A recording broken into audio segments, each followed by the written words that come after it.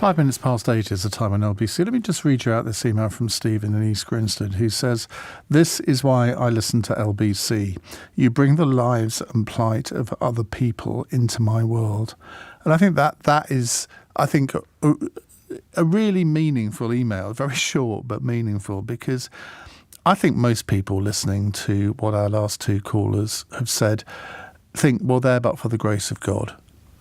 And we can't really, those of us who have good incomes, nice houses, we probably find it quite difficult to relate to what Peter, Katrina and Aaron and his partner have been going through.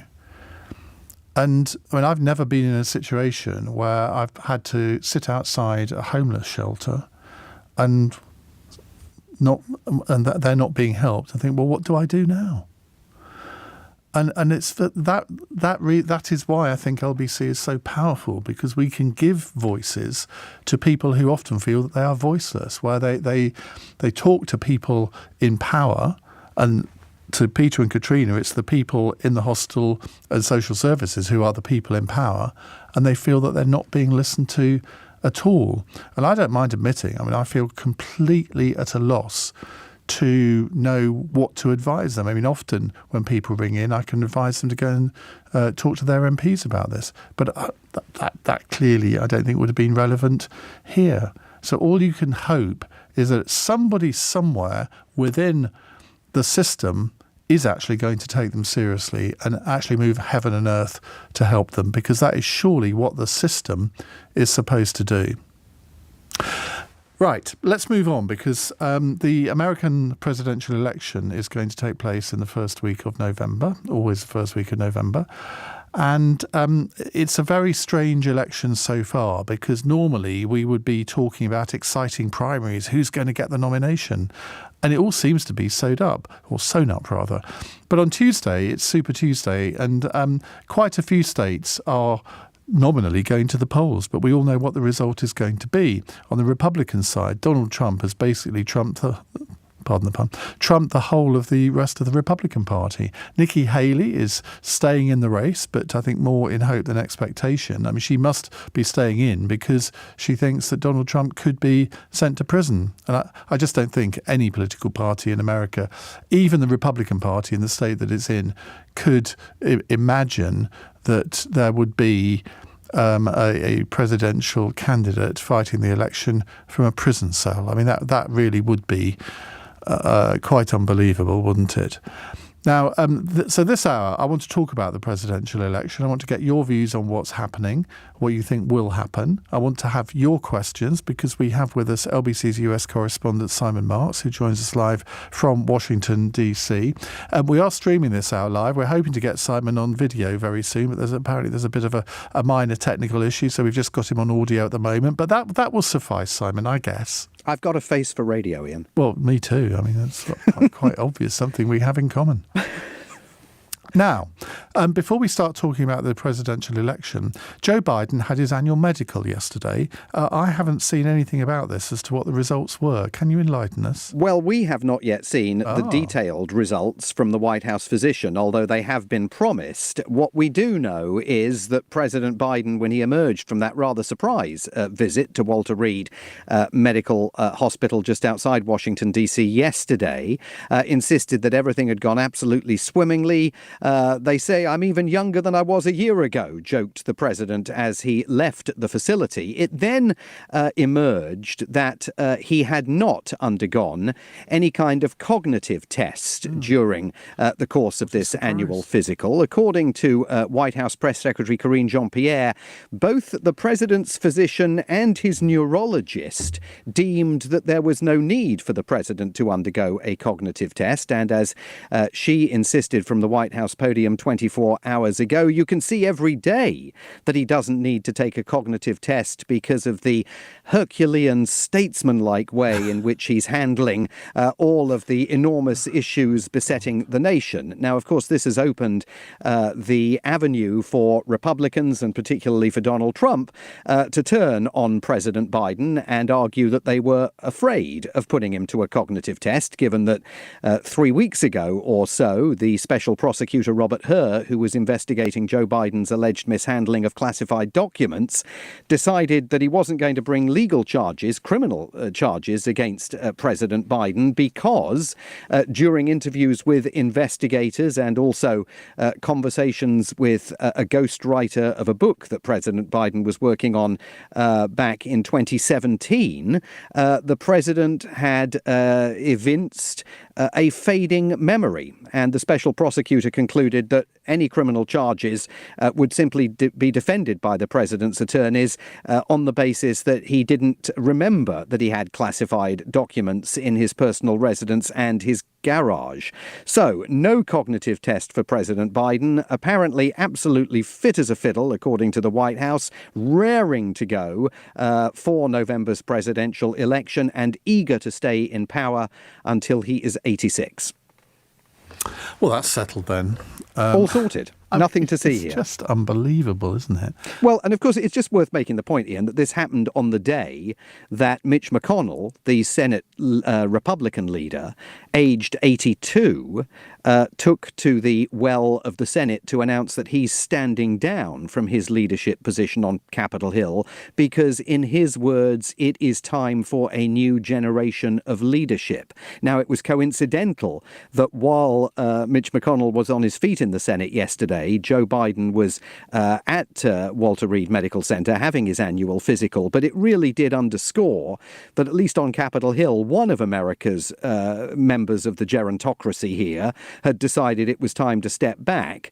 Another one, a year younger than Senator McConnell, albeit without the same health problems that have exhibited themselves with Senator McConnell over the last few months, Joe Biden has decided that it is absolutely not yet time for a new generation of leadership here. And there are many Democrats who, of course, fault him for that. And are they being vocal? Yes, well, I mean, they are being vocal as they can be. They're perhaps not being quite as vocal as they were back in the summer and autumn of last year, when I think many of the younger cadre of Democrats hoped that Joe Biden was going to reach a different conclusion about his intention to seek a second four-year term in the Oval Office. He is, of course, facing a primary challenger in the form of Minnesota Congressman Dean Phillips, who has specifically said that he does not think Joe Biden can win in November and that it is absolutely time to pass the torch to a younger generation. And Dean Phillips counts himself as part of that younger generation, but he's getting nowhere in the primaries. That's partly because the White House has moved heaven and earth to try and make sure that the elites of the Democratic Party stay on Joe Biden's side and back him to the hilt. It's also, he's getting nowhere because he's just not a particularly effective campaigner and he's not getting his message across. But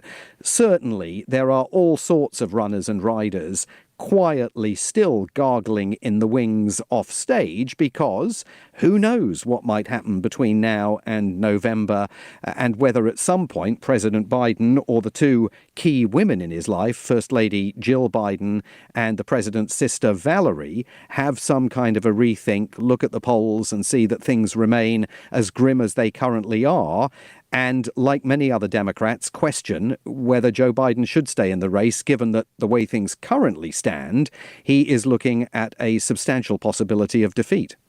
Well, you and I were both at the same event where I became Valerie Biden's new best Yes, friend that's right, about a year ago. So you haven't mentioned that before. No, I haven't. No. I don't like to name drop too much. Extraordinary, not too much. But I think I might need to drop her a little line with a little bit of advice and see what she says. You could change You could change the course of history, and not in your case for the first time. Before we go to calls, let's just have a brief word about Donald Trump's cognitive. I can't say the word. Can you say it? Go on. Cognitive abilities. Powers, yes. Well, because, I mean, he's had a few misspeaks, hasn't he? He's had lots of misspeaks, particularly most recently when he confused on multiple occasions during a speech Nikki Haley, his remaining challenger in what I suppose we should never really have called the race for the Republican Party's presidential nomination. He confused her with Nancy Pelosi and seemed to intimate that Nikki Haley had played some role on January the 6th, 2021 in failing to secure Congress adequately to resist the hordes of Donald Trump supporters who, of course, forced their way into the building. Nikki Haley had absolutely nothing to do with it. He meant Nancy Pelosi. He has slurred his speech at times during campaign addresses. There's been one psychologist who has examined all of this, a Canadian, who in the last few days said that he believes that Donald Trump's cognitive capacities are slipping faster than Joe Biden's. But look, Donald Trump is 78, Joe Biden is 81. Joe Biden is visibly slowing down and aging in front of our eyes to an extent that Donald Trump is not. And when the White House pushes back at these suggestions that Joe Biden, never mind the cognitive stuff, just in terms of physical stuff, Joe Biden is obviously slowing down, and then confusing Angela Merkel with Helmut Kohl or easily done. Francois Mitterrand with Emmanuel Macron, they then blame the media and say it's the media that's blowing all of this out of proportion. What the White House essentially is doing is saying to voters, do not believe what you, the voters, are seeing with your own eyes. Yeah. And that's hugely problematic for the White House position. Now, I haven't been clever enough to think up a name for this hour. It could be Speak to Simon, Moan at Marx, anything. But Simon is here to answer your calls on any aspect of American politics. It doesn't have to be about the presidential election, I guess, but that's, I think, the main topic for tonight.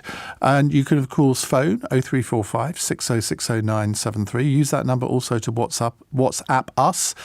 God, I'm getting my words muddled tonight. I feel like Joe Biden. It's almost appropriate, isn't it, in this hour? I'm going to say something very inappropriate soon, if I haven't already. You can also say, Alexa, send a comment to LBC. We'll come to your calls. We'll come to your questions in just a moment. It's 16 minutes past 8. LBC. This is what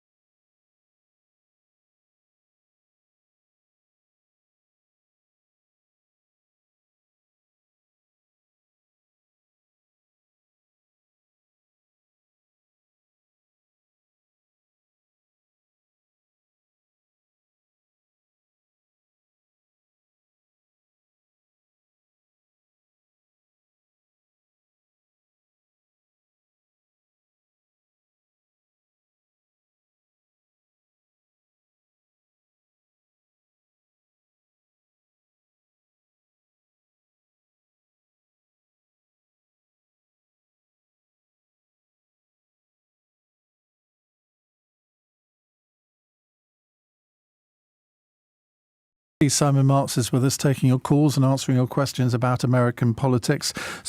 Two people have said, Simon Says, that's what we should call it. We all played that as kids, didn't we? Right, let's go to a text question from Sam in Cambridge. I just don't understand why the Democrats don't stand Biden down and select someone younger and more mentally with it. I think the Democrats have got no chance with Biden as their candidate. I mean, what is there a procedure, or does it just rely on Joe Biden to say, OK, I've made a decision? Well, there is a procedure, as you know, constitutionally, Ian. The cabinet could go to Joe Biden under the 14th Amendment and say it's time for you to step aside. But I think that's light years away from happening. There's no indication whatsoever that might occur. The difficulty really is that unless a substantial number of leading Democrats put open public pressure on Joe Biden to walk away, it's very difficult to envisage him voluntarily doing so. And the reason I say that, in answer to the point Sam is raising, is that Joe Biden views himself as indispensable. He decided to run for the presidency in 2016 when he wasn't planning to run for the presidency. In 2020 when he wasn't planning to run for the presidency. And he did so as a result of the protests in Charlottesville by far-right demonstrators, the clashes that occurred there, and just the sheer sense that there were neo-Nazis on the streets of America. And he thought that the stakes were simply too high for America, and he needed to get back into the political game. Remember that his son, Beau Biden, had died, which took him out of contention in the 2016 presidential election. That's why you ended up with a Hillary Clinton-Donald Trump matchup in 2016 that Donald Trump, of course, won. So Joe Biden at that point thought his career was over. Then he decided he had to get back into the game. And he thought that in 2020 he had vanquished Donald Trump.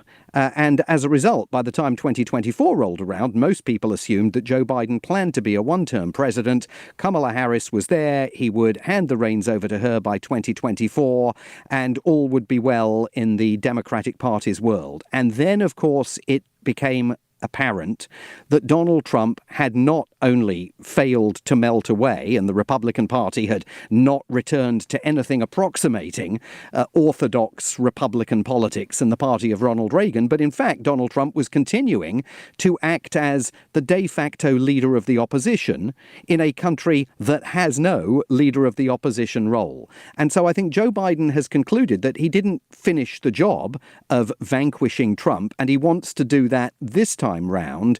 And he absolutely thinks that because of his depth of experience and the nature of his political career, he is indispensable to the task. Now, I don't think that's a correct conclusion to draw, but that's the mindset in which he finds himself.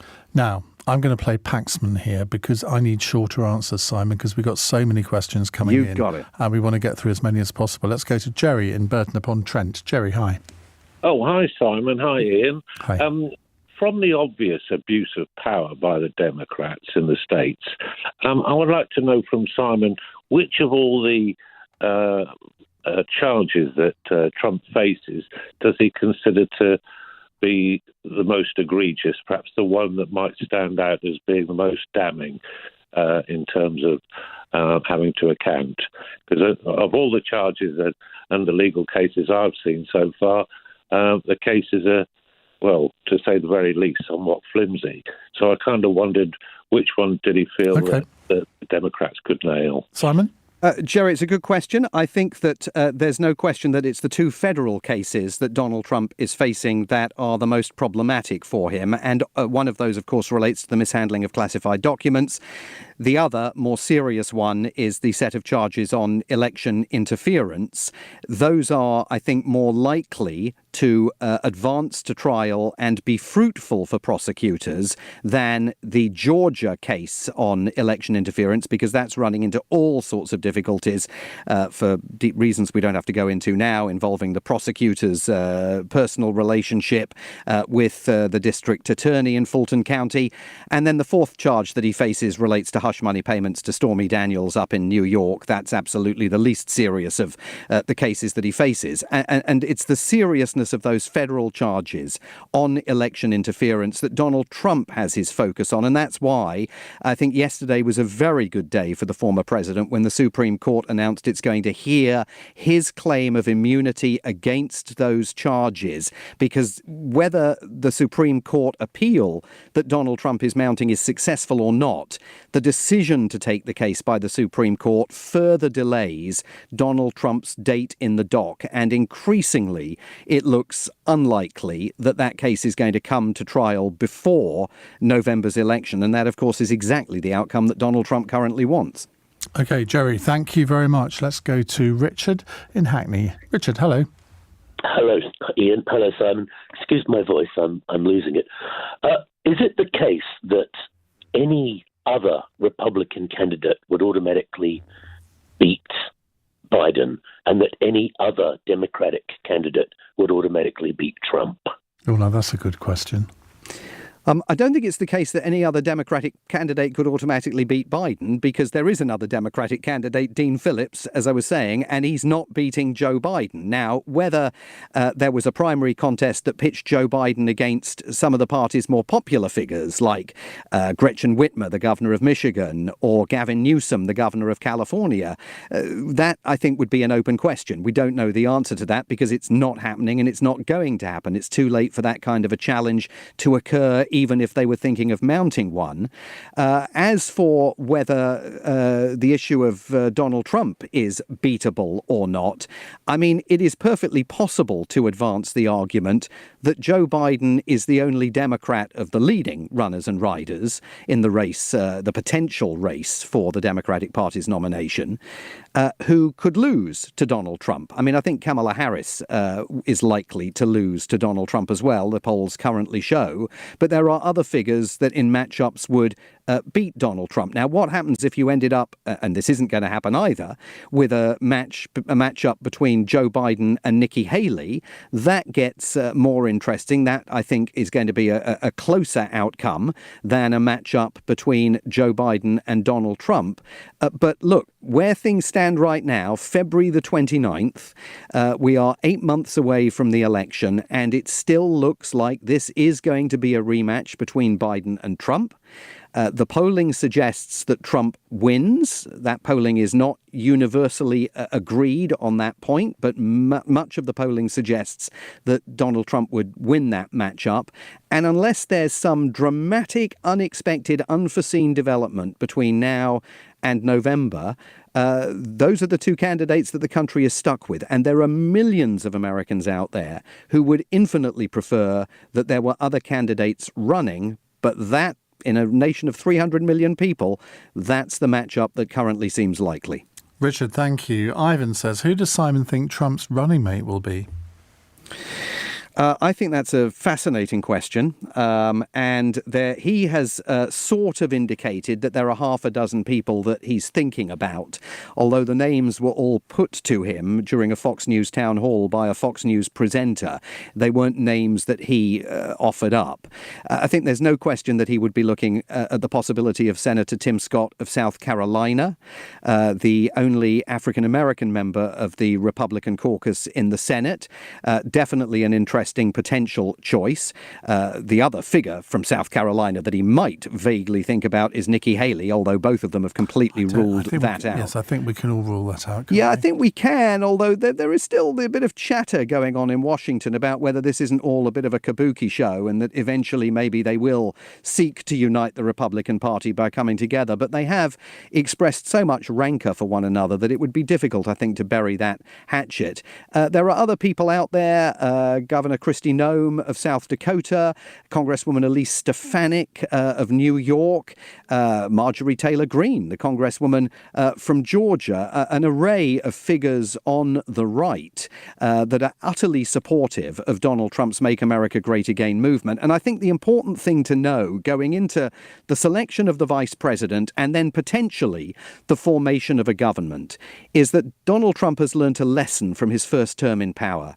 He doesn't want to compromise on political veterans, people who understand the system. He wants to surround himself with ideological purists, absolutely proven loyalists of his Make America Great Again movement. And so I think that may end up playing into the calculation that he does as he makes that vice presidential pick.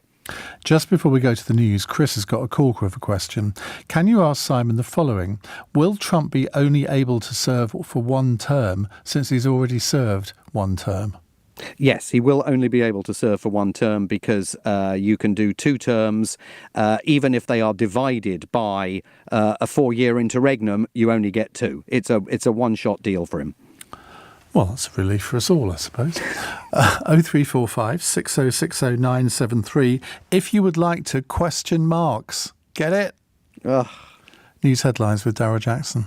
Wayne Couzens was free to abduct, rape and murder Sarah Everard because red flags throughout his career were ignored, and investigations exposed how background checks failed to pick up on incidents, including an allegation of indecent exposure in 2015. Top diplomats from the UN are calling for an urgent meeting over reports that at least 112 people have been killed in Gaza during an aid delivery.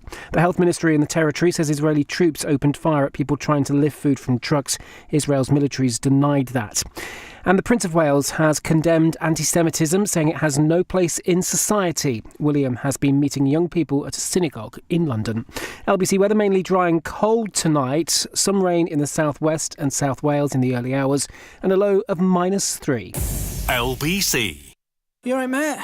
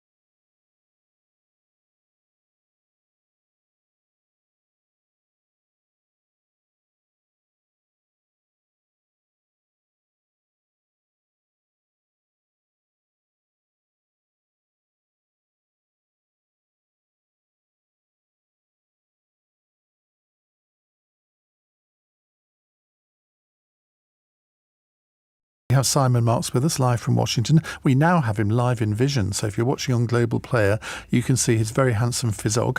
And hopefully that will inspire you to ask a brilliant question. David's in Uxbridge. Hi, David. Yeah, hi, Ian, and hi, Simon. My question is really about, I think you could probably agree that both candidates are pretty poor quality for different reasons.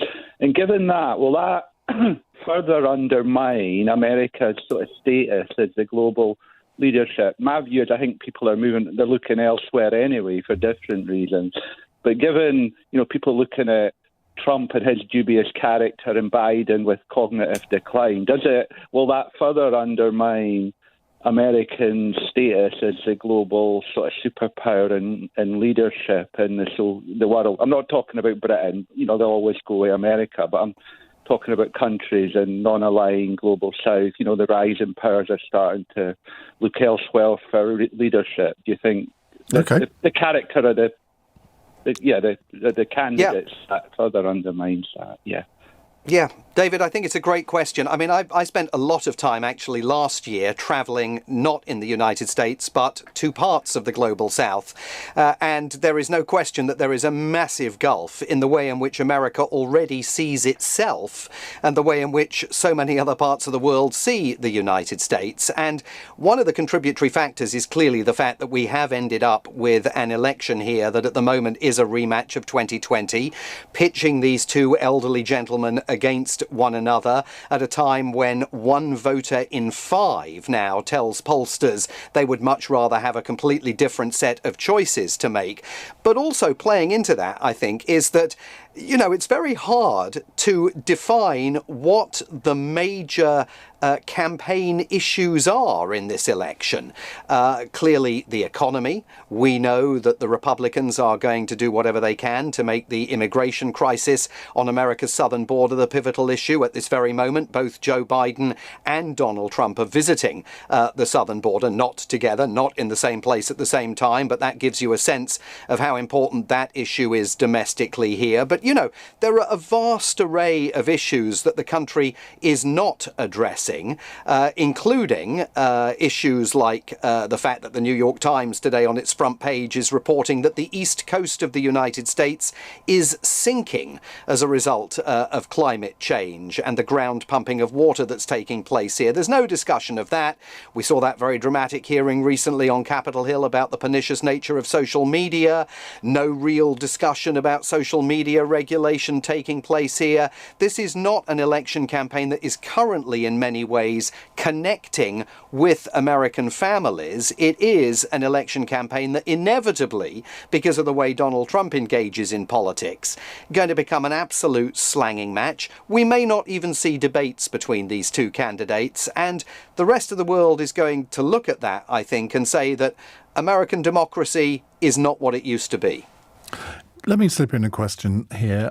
Is there any chance of a third-party candidate emerging, or an independent?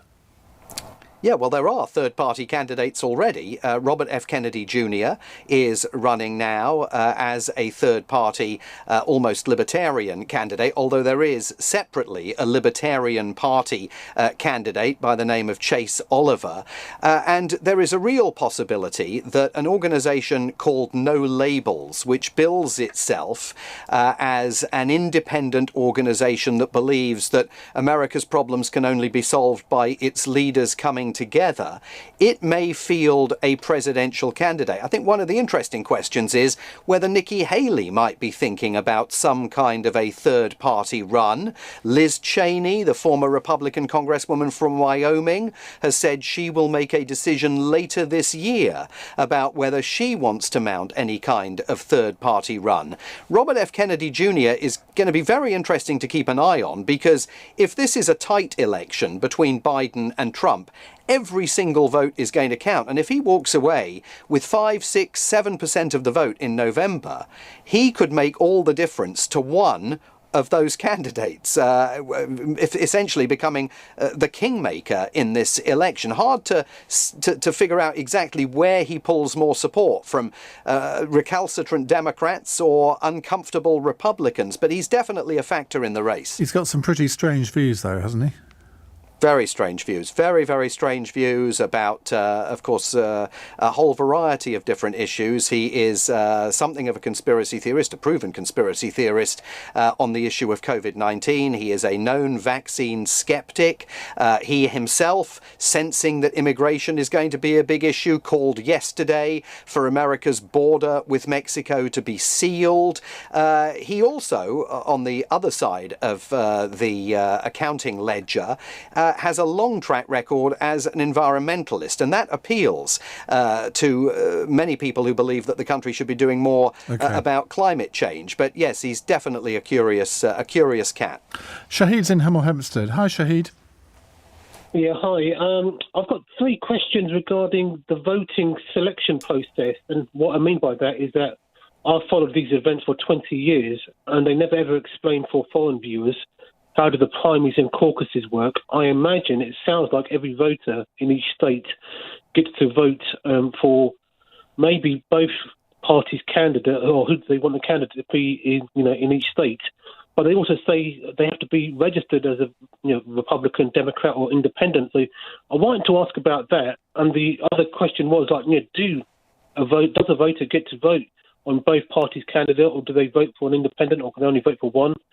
And the final question is like, say if Trump or Biden wins, all these delegation votes, does anyone in each of these parties have the power to expel them, saying I don't think you're good enough, or you breached party rules and I want you out, or is it a committee? Who has that power to expel a candidate, or wouldn't they dare do that? Shahid, I thought you were going to ask me about the Electoral College, but we'll wait for that until later in the year. The primaries are fascinating because, remember, there is no nationally organised election here. Everything is governed by each individual state, and the primaries in each individual state are ruled and governed by the Secretary of State in each individual state. In 26 of America's 50 states, you don't have to be a registered Republican to vote in the Republican primary or a registered Democrat to vote in the Democrat primary. There is the possibility in those states for some non-party members, if you like, non-affiliated voters with that particular party to vote in that party's primary. And that really muddies the waters. Nikki Haley has actually made a thing of that because, for example, in South Carolina, her home state, Democrats and independents can participate in the Republican primary, and many of them did. Her performance in South Carolina would have been even worse had it not been for her ability to appeal to Democrats and independents to vote in the Republican primary. On the issue of whether everybody gets to vote, I mean, that depends state by state. As I say, in over half the country, you don't necessarily have to be affiliated with a party to vote. On the issue of the delegates that then go to the nominating conventions, and will be in Milwaukee in July for the Republican convention, then will be in Chicago in August for the Democratic Party's convention. There are, again, various rules of the road, but there are delegates that are free from some states to abandon the candidate that they were pledged to support and to pick another candidate if they want to. And then there are some delegates, for example, from the recent Michigan primary, that are uncommitted to Joe Biden, participated in the Democratic Party primary, and their support will potentially be up for grabs when the Democrats meet in Chicago. So it all depends on each individual state, which is one of the reasons why this is so confusing and difficult often to explain to an international audience. Right. In 2 minutes, we're going to have 5 quickfire questions, Simon. That is your challenge. The clock starts now. Denise in Staines, can I ask how to get a ticket to a Trump rally or convention? For a Trump rally, you can sign up to the Trump mailing list and apply for tickets as the details come out. The convention is more complicated. You really need to work through a state Republican Party in order to try and secure convention tickets for the joys of being in Milwaukee in July. Albert says, Trump, if elected, will probably try to change the Constitution so as to allow him to serve further terms. What would it take for him to achieve this? Well, changing the Constitution is an absolutely massive task. It requires an amendment to the Constitution that has then to be debated by every single state legislature. I think 2/3 of them have to agree to pass it before it then advances. That would take an age to achieve. Were he to want to go extra constitutional, as Albert suggests, there are voices here that think it is much more likely that he would simply suspend the Constitution than try to change it. Peter in Portsmouth, what if Biden wins the presidency and the day after he resigns and Kamala Harris takes over? He could do it. He absolutely could do it. And that is why Republicans are consistent in saying a vote for Joe Biden is a vote for a Kamala Harris presidency, because they believe that even if Biden didn't do it on day one, at some point during a second term, he might hand the keys of the Oval Office over. Owen in France says, how does Trump win if 65% of independents and 25% of Republicans, as they've said to pollsters, will vote for Biden? It's an absolutely huge question facing the Trump campaign. He keeps saying that the Republican Party has never been more unified. In fact, we know that there are substantial numbers of Republicans out there who are never Trumpers, who say under no circumstances will they vote for him in November. And, I think the outcome of this election in many ways hinges on, are there more never Trumpers out there, or are there more Democrats who decide to stay home and sit on their hands because they are unenthused by Joe Biden and his record? You got 20 seconds. Mike in Tunbridge Wells, would Trump being president again destroy America as we know it? A definite maybe, Mike. And he's made it. 5 questions in 2 minutes. He didn't think he could do it. I didn't think he could do it. You didn't think he could do it, but he has. We've got 15 more minutes. We'll come to more of your questions for Simon Marks in just a moment. It's 8:46. LBC.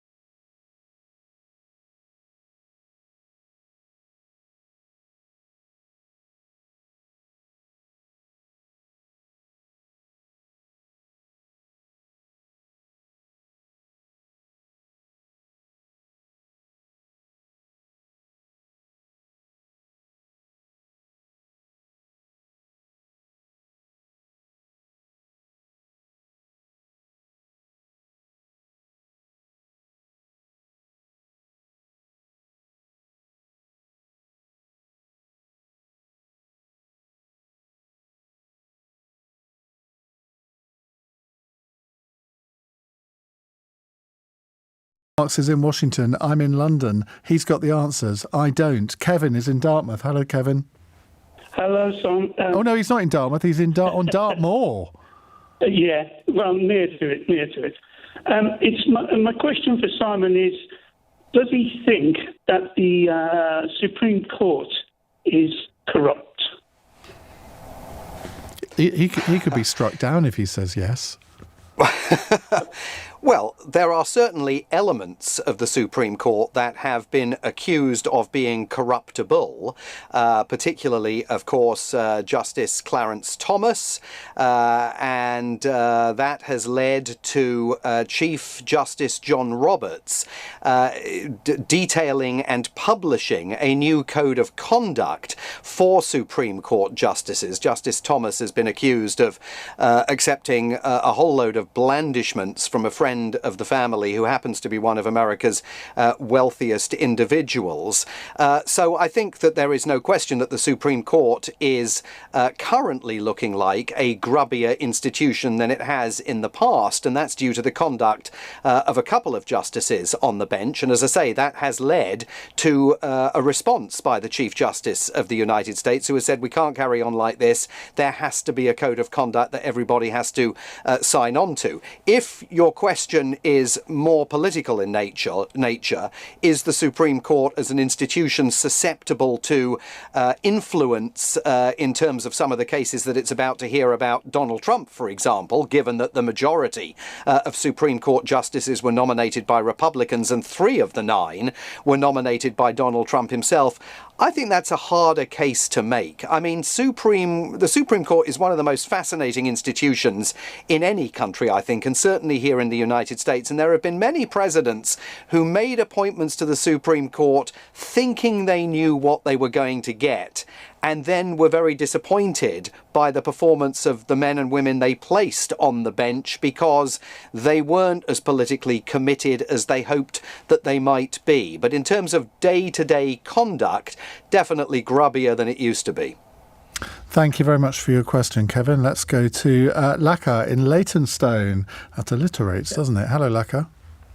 Hi, Ian. Hi, Simon. Thanks for taking my call. It's just a quick one from my end. All the polls and opinion polls which I see with regards to the elections in the United States talk about people voting, but nothing is there about the electoral college system which is there, which you kind of wanted to touch upon. But I can't see anything around that. Is there something which you know, which you can share? Well, Laka, I never want to touch on the Electoral College. It is every foreign correspondent's nightmare here that every 4 years the day comes when we have to explain the Electoral College to audiences overseas. The Electoral College, for the uninitiated, is this middleman that sits between the voters and the outcome of the presidential election. Each individual state sends electors to the Electoral College that relate to the outcome of the election in that individual state. But as we saw in 2020, when Donald Trump had a plan to send a raft of alternate electors as part and parcel of his completely unfounded view that the 2020 presidential election was rigged in Joe Biden's favour, the Electoral College itself is not a particularly democratic institution. It's one of the oddities of the United States that it portrays itself as a beacon of democracy, but its presidential election is not a direct election. Everything flows through the Electoral College. Now, under normal circumstances, 99 elections out of 100, the Electoral College is a rubber stamp. It's never been the kind of lightning rod that it has become as a result of Donald Trump's efforts to kind of weaponize it. And I suspect in a close election in November, we could be seeing a lot more of that this year. Thank you very much for that. A couple of texts here. Anthony in North Yorkshire on WhatsApp says, will Roe versus Wade have an effect on the election? Just explain what Roe versus Wade is briefly. Yeah, so Roe versus Wade was the 1973 Supreme Court decision that kept abortion legal from coast to coast. And of course, it was overturned by the US Supreme Court with its new Republican majority several months ago. And yes, the answer to that question is absolutely. We are seeing it play out every day here. You will have seen the decision in Alabama last week relating to IVF, saying that embryos should be afforded the same legal rights as children. Interestingly, Republicans in Alabama today have enshrined legal protections for IVF, put those in place because they sensed that this was a disastrous place for the Alabama Supreme Court to have gone right now, 8 months before an election. Democrats say this is all the beginning of an effort by Donald Trump and the Republicans to implement a government founded on the principles of Christian nationalism, to run roughshod over the traditional separation between church and state in the United States. And you're going to see and hear Democrats focusing relentlessly again and again and again on the threat that they say Republicans pose, not only on the abortion issue, but to general privacy issues in voters' homes, because Democrats believe that that is one of the ways in which they're going to mobilize people to turn out on Joe Biden's side in November. David is in Victoria. Hi, David. Hi, good evening. I'm fascinated how Donald Trump can claim to be above the law. His defense of this court case is that when he's president, nothing matters. He can do what he likes. So how does that work? Well, it doesn't work so far, David, because the Court of Appeals here in Washington, D.C. said, no, you don't enjoy blanket immunity as president for everything that you do as president of the United States. One of the legal arguments that they discussed was if Donald Trump had ordered SEAL Team 6 to go and assassinate a political rival, would he be hands-free, guilt-free, no issues there then, according to his lawyers? Now, that's the issue that the Supreme Court is going to determine here. And it's an important issue for the Supreme Court to rule on because there's no precedent on it. And the reason why there's no precedent on it is because no sitting or former president of the United States has ever previously faced criminal charges. So we'll see where the Supreme Court comes down on it, but there's very little in law to suggest that Donald Trump's arguments that he enjoys, or any president enjoys, blanket immunity from prosecution is something that the Supreme Court is likely to recognise. Simon is in Ikaria in Greece. Hello, Simon. Yeah, I am. Hey, good evening. My question is very simple. Simple, Simon. And for Simon. Simon, who's going to win? I thought it was going to be Iain Dale that asked that at the end of the programme, Simon, but you've snuck in under the wire. I think that right now, if the election was held tomorrow, Donald Trump would win the election. And that's not because he'd necessarily find a way on the national stage of overcoming the number of never Trump voters out there. You have to remember that this election is going to be fought and won, like every presidential election, in the key battleground states. Those states that sometimes vote Republican, sometimes vote Democrat, but always determine the outcome of every presidential election. And Joe Biden is in difficulty in Florida. He's in difficulty in Michigan. We saw that this week. He's deeply unpopular there with the Arab American community and with the left-wing progressive community because of the stance that he's taken towards the crisis in the Middle East. All of that adds up to a narrowing set of opportunities for Joe Biden to get to that critical number, 270 votes in the Electoral College. Is it surmountable over time if things change in a variety of different areas here? Yes, it's surmountable, but right now you would have to say that Donald Trump currently, based on all the polling, enjoys an advantage over Joe Biden, and that in and of itself is utterly stunning. Simon, thank you. Actually, Simon, tell us who you think will win. Who, me? Yeah. Well, yeah. In your own time. It's my worst nightmare. But I think Trump will do it. Yeah. OK, thank you very much. Lorraine in Manchester says, a question for Simon. You're one of my very favourite US political commentators, and I really enjoy listening to you with Ian, James and Nick. What about Sheila? What about Tom? But what do you do in off-peak political season? Oh my God, you really do want to know the answer to this, Lorraine. I've heard you do an excellent barbecue, but surely that doesn't occupy you entirely. Would you consider doing a podcast? Well, I do a podcast, Sheila, although it's not a podcast in the orthodox sense of the word. But you can check out Simon Mark's reporting wherever you get your podcasts, which includes all of the various bits of reporting that I do for LBC, including American Week with Tom Swarbrick every Friday at 10 to 6. Get a plug in for that weekly production. I'll be doing it tomorrow afternoon. So check that out. I do barbecue a bit, but not relentlessly.